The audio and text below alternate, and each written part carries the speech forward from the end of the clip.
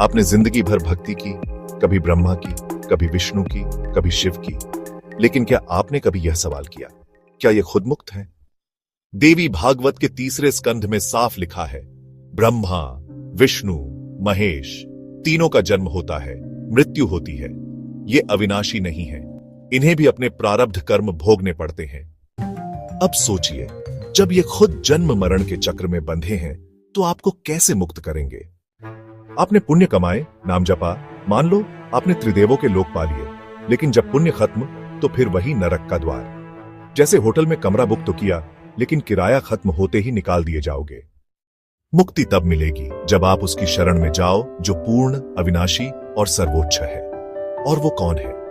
गीता अध्याय 18 श्लोक 62 में श्री कृष्ण कहते हैं, तम एवं शरणम गच्छ सर्व भावेन भारत, तत्प्रसादात परां शांति स्थानम प्राप्स्यसि शाश्वतम।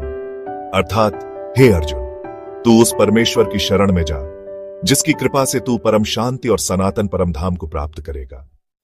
और उसी अध्याय में गीता 18 श्लोक 66 में कहा गया है, सर्वधर्मान परित्यज्य मामेकम शरणम व्रज, यानी सब सधर्मों को छोड़ केवल मेरी शरण में आ। और यहां व्रज शब्द आया है जिसका सही अर्थ है जाना, किसी स्थान की ओर प्रस्थान करना। वो स्थान कौन सा है? वो है सनातन परम धाम, सतलोक, जहां न जन्म है, न मृत्यु, न रोग है, न शोक, सिर्फ सुख ही सुख है। तो क्या आप सच में उस परम धाम को छोड़कर सिर्फ मान्यताओं के भरोसे त्रिदेवों की भक्ति करके जीवन बर्बाद करना चाहेंगे?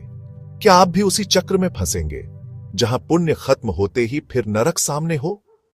मुक्ति तभी मिलेगी जब आप उस पूर्ण परमेश्वर की भक्ति करेंगे जिसे गीता में अक्षर ब्रह्म कहा गया है, जो सतलोक में विराजमान है, जो सर्वशक्तिमान है और जो वास्तव में अविनाशी है।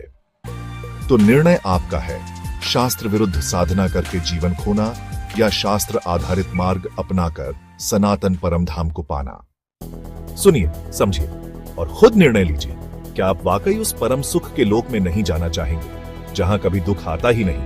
अगर आप सचमुच मुक्ति पाना चाहते हैं तो अभी वो तत्वदर्शी संत धरती पर आए हैं, संत रामपाल जी। उनके तत्व ज्ञान जरूर सुने।